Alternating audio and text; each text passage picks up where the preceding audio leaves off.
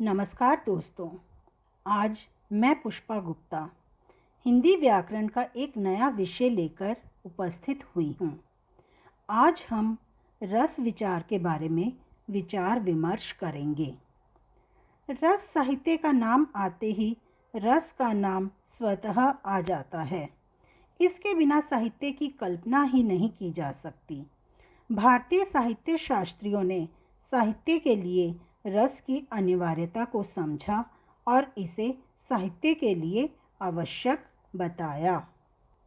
रस का शाब्दिक अर्थ है आनंद। काव्य को पढ़ने या सुनने से जिस आनंद की अनुभूति होती है उसे रस कहा जाता है। जब हम किसी कहानी, कविता, नाटक, उपन्यास, फिल्म आदि को देखते, पढ़ते या सुनते हैं, तब पाठक, श्रोता या दर्शक को जिस सुख, दुख और आनंद की अनुभूति होती है वह रस कहलाता है। रस का संबंध श्री धातु से माना गया है, जिसका अर्थ है जो बहता है, अर्थात जो भाव रूप में हृदय में बहता है उसी को रस कहते हैं। रस को काव्य की आत्मा या प्राण तत्व माना जाता है। रस उत्पत्ति को सबसे पहले परिभाषित करने का श्रेय भरत मुनि को जाता है। उन्होंने अपने नाट्य शास्त्र में 8 प्रकार के रसों का वर्णन किया है। भरत मुनि ने लिखा है, विभावानुभाव व्यभिचारी संयोग रस निष्पत्ति, अर्थात विभाव, अनुभाव तथा संचारी भावों के संयोग से रस की निष्पत्ति होती है। रस के 4 अवयव या अंग हैं: स्थायी भाव, विभाव, अनुभाव, संचारी या व्यभिचारी भाव। तो आइए पहले हम इनके बारे में जानते हैं। स्थायी भाव। स्थायी भाव का मतलब है प्रधान भाव। प्रधान भाव वही हो सकता है जो रस की अवस्था तक पहुंचता है। साहित्य में वे मूल तत्व जो मूलतः मनुष्यों के मन में सदा निहित रहते हैं और कुछ विशिष्ट अवसरों पर अथवा कुछ विशिष्ट कारणों से स्पष्ट रूप से प्रकट होते हैं। काव्य या नाटक में एक स्थायी भाव शुरू से आखिरी तक होता है। स्थायी भावों की संख्या 9 मानी गई है। स्थायी भाव ही रस का आधार हैं। एक रस के मूल में एक स्थायी भाव रहता है। अतएव रसों की संख्या भी 9 है, जिन्हें नवरस कहा जाता है। मूलतः नवरस ही माने जाते हैं। बाद के आचार्यों ने 2 और भावों वात्सल्य और भगवद विषयक रति को स्थायी भाव की मान्यता दी है। इस प्रकार स्थायी भावों की संख्या 11 तक पहुंच जाती है और तदनुरूप रसों की संख्या भी 11 तक पहुंच जाती है। विभाव। साहित्य में वह कारण जो आश्रय में भाव जागृत या उद्दीप्त करता हो। स्थायी भावों के उद्बोधक कारण को विभाव कहते हैं। विभाव 2 प्रकार के होते हैं: आलंबन विभाव और उद्दीपन विभाव। आलंबन विभाव, जिसका आलंबन या सहारा पाकर स्थायी भाव जगते हैं, आलंबन विभाव कहलाता है। आलंबन विभाव के 2 पक्ष होते हैं: आश्रय आलंबन और विषय आलंबन। जिसके मन में भाव जगे वह आश्रय आलंबन तथा जिसके प्रति या जिसके कारण मन में भाव जगे वह विषयालंबन कहलाता है। उदाहरण, यदि राम के मन में सीता के प्रति प्रेम का भाव जगता है तो यहाँ राम आश्रय होंगे और सीता विषय। उद्दीपन विभाव। जिन वस्तुओं या परिस्थितियों को देखकर स्थायी भाव उद्दीप्त होने लगता है, उद्दीपन विभाव कहलाता है। जैसे चांदनी, कोकिल कूजन, एकांत स्थल, रमणीक उद्यान आदि। अर्थात आश्रय के मन में उत्पन्न हुए स्थायी भाव को भड़काने में सहायक कारण को उद्दीपन विभाव कहते हैं। उदाहरण, आप जंगल में जा रहे हैं और मन में भय उत्पन्न हो रहा है। ऐसे में अचानक पत्तों के खड़कने की आवाज़ आती है। किसी शेर जैसे हिंसक पशु की आवाज़ सुनाई देने लगती है तो आपका भय का भाव उद्दीप्त हो जाएगा, अर्थात तीव्र हो जाएगा। अनुभाव। अनुभाव रस योजना का तीसरा महत्वपूर्ण अंग है। अनुभाव का अर्थ है पीछे, अर्थात बाद में। आलंबन और उद्दीपन के कारण जो कार्य होता है उसे अनुभाव कहते हैं। शास्त्र के अनुसार आश्रय के मनोगत भावों को व्यक्त करने वाली शारीरिक चेष्टाएं अनुभाव कहलाती हैं। भावों के पश्चात उत्पन्न होने के कारण इन्हें अनुभाव कहा जाता है, अर्थात स्थायी भाव के उत्पन्न होने के कारण जो भाव या चेष्टाएं उत्पन्न होती हैं उन्हें अनुभाव कहते हैं। अनुभावों की संख्या 4 कही गई है: सात्विक, कायिक, मानसिक और आहार्य। सात्विक शरीर की वे स्वाभाविक क्रियाएं अथवा व्यापार जो किसी भाव के जागृत होने पर स्वयं घटित हो जाते हैं, सात्विक अनुभाव कहलाते हैं। आश्रय का इन पर कोई भी अधिकार नहीं होता, जैसे पसीना आ जाना, रोएं खड़े हो जाना, शरीर का कांपना, चेहरे का रंग बदल जाना। कायिक ये शरीर के अंगों की कृत्रिम चेष्टाएं होती हैं। ये आश्रय के अधीन होती हैं और उसकी इच्छा पर निर्भर करती हैं, जैसे मारने के लिए हाथ उठाना या हाथ गिरा लेना। मानसिक ये मन की वृत्ति से उत्पन्न होते हैं, जैसे प्रमोद। आहार्य कृत्रिम वेश रचना या किसी भाव के वशीभूत होकर अपने ऊपर कुछ बाहरी वस्तुओं का आरोप कर लेना आहार्य कहलाता है, जैसे गोपियों का कृष्ण जैसा वेश धारण करना।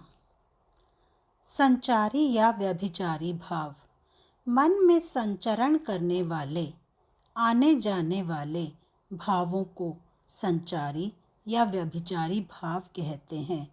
ये भाव पानी के बुलबुलों के समान उठते हैं और विलीन हो जाते हैं। संचारी भावों की कुल संख्या 33 मानी गई है: हर्ष, विषाद, त्रास, लज्जा, ग्लानि, चिंता, शंका, असूया, अमर्ष, मोह, गर्व, उत्सुकता, उग्रता, चपलता, दीनता, जड़ता, आवेग, निर्वेद, घृति, मति, विबोध, वितर्क, श्रम, आलस्य, निद्रा, स्वपन, स्मृति, मद, उन्माद, अभिथा, अपस्मार, व्याधि, मरण।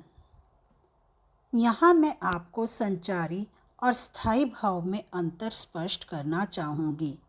संचारी भाव बनते बिगड़ते रहते हैं, जबकि स्थायी भाव अंत तक बने रहते हैं। संचारी भाव अनेक रसों के साथ रह सकता है, इसे व्यभिचारी भाव भी कहा जाता है, जबकि प्रत्येक रस का स्थायी भाव एक ही होता है। तो आइए अब हम विभिन्न रसों के विषय में पढ़ते हैं। श्रृंगार रस नायक नायिका के सौंदर्य तथा प्रेम संबंधी वर्णन को श्रृंगार रस कहते हैं। श्रृंगार रस को रसराज या रसपति कहा गया है। इसका स्थायी भाव रति होता है। नायक और नायिका के मन में संस्कार रूप में स्थित रति या प्रेम जब रस की अवस्था में पहुंच जाता है तो वह श्रृंगार रस कहलाता है।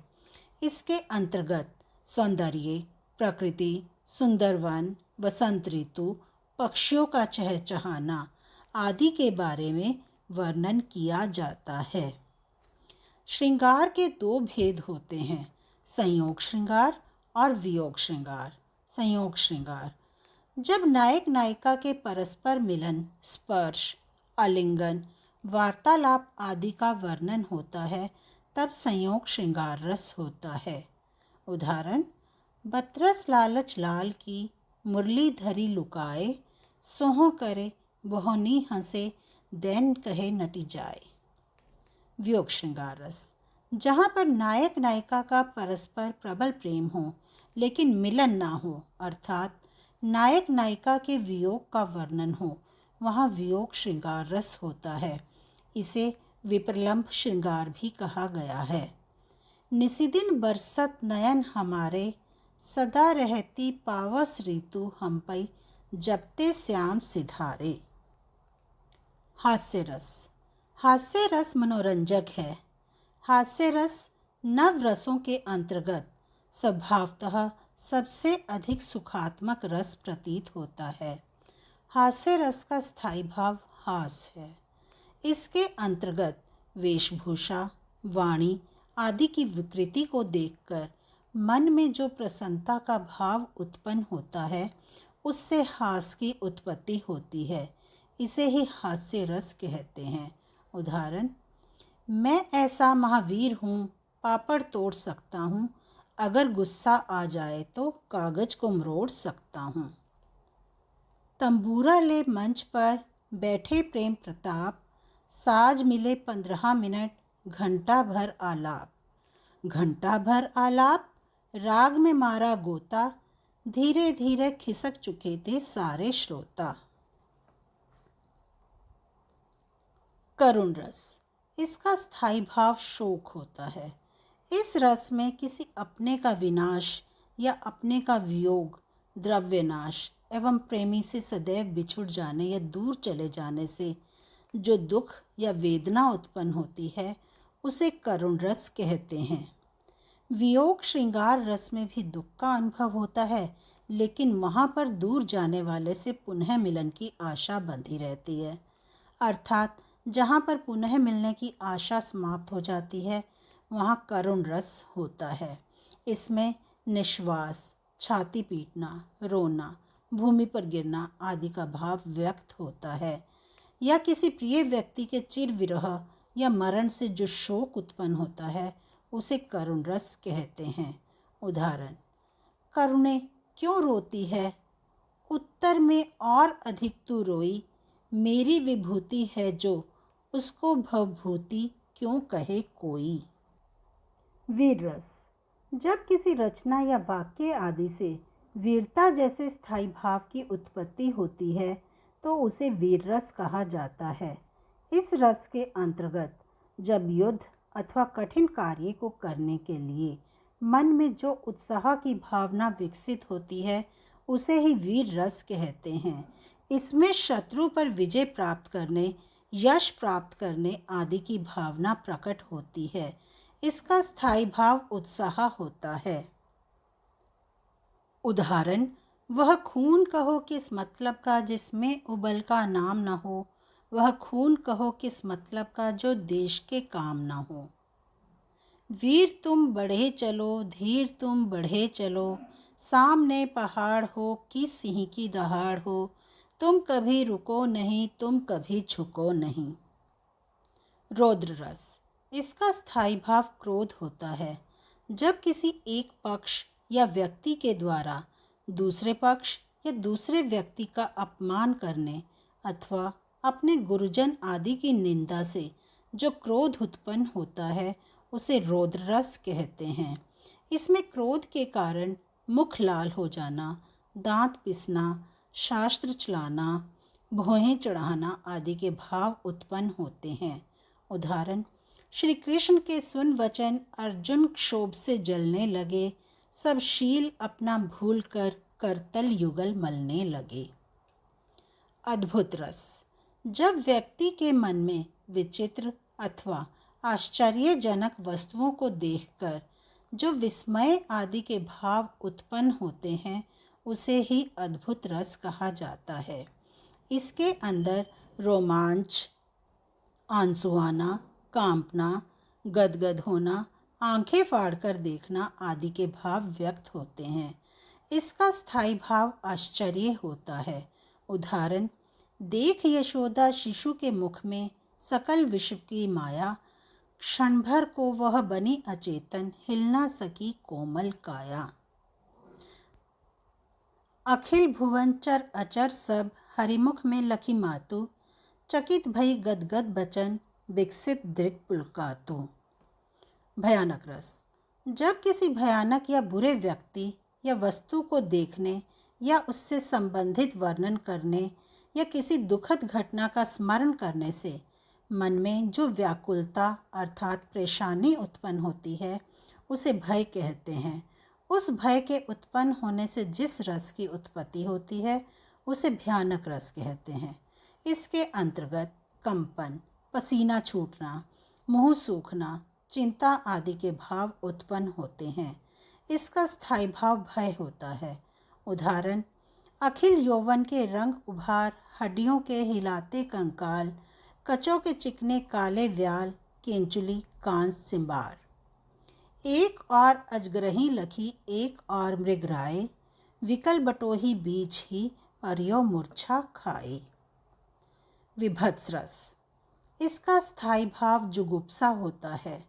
घृणित वस्तुओं, घृणित चीज़ों या घृणित व्यक्ति को देखकर या उनके संबंध में विचार करके या उनके संबंध में सुनकर मन में उत्पन्न होने वाली घृणा या ग्लानि ही विभत्स रस की पुष्टि करती है। दूसरे शब्दों में, विभत्स रस के लिए घृणा और जुगुप्सा का होना आवश्यक होता है। उदाहरण, सिर पर बैठ्यो काग, आँख दोऊ खात निकारत, खींचत जिभहि प्यार अति ही आनंद उर्धारत। शांत रस। मोक्ष और आध्यात्म की भावना से जिस रस की उत्पत्ति होती है, उसको शांत रस नाम देना संभाव्य है। इस रस में तत्व ज्ञान की प्राप्ति अथवा संसार से वैराग्य होने पर, परमात्मा के वास्तविक रूप का ज्ञान होने पर मन को जो शांति मिलती है, वहाँ शांत रस की उत्पत्ति होती है। जहाँ ना दुख होता है, ना द्वेष होता है। मन सांसारिक कार्यों से मुक्त हो जाता है। मनुष्य वैराग्य प्राप्त कर लेता है। शांत रस कहा जाता है। इसका स्थायी भाव निर्वेद होता है। उदाहरण, जब मैं था तब हरि नाही, अब हरि है मैं नाही। सब अंधियारा मिट गया, जब दीपक देखिया माही। मनरे तन कागद का पुतला, लगई बूंद बिनसी जाए छिन में, गरब करई क्या इतना। वात्सल्य रस। इसका स्थायी भाव वात्सल्यता होता है। माता का पुत्र के प्रति प्रेम, बड़ों का बच्चों के प्रति प्रेम, गुरुओं का शिष्यों के प्रति प्रेम, बड़े भाई का छोटे भाई के प्रति प्रेम आदि का भाव स्नेह कहलाता है। यही स्नेह का भाव परिपुष्ट होकर वात्सल्य रस कहलाता है। उदाहरण, बाल दशा सुख निरखी जसोदा, पुनि पुनि नंद बुलवाती, अंचरा तरलई ढाकी सूर, प्रभु को दूध पियावती। भक्ति रस। इसका स्थायी भाव देवव्रति है। इस रस में ईश्वर की अनुरक्ति अथवा और अनुराग का वर्णन होता है, अर्थात इस रस में ईश्वर के प्रति प्रेम का वर्णन किया जाता है। उदाहरण, अंसवन जल सिंची सिंची, प्रेम बेली बोई, मीरा की लगन लागी, होनी हो सो होई। मेरे तो गिरधर गोपाल, दूसरों ना कोई। धन्यवाद।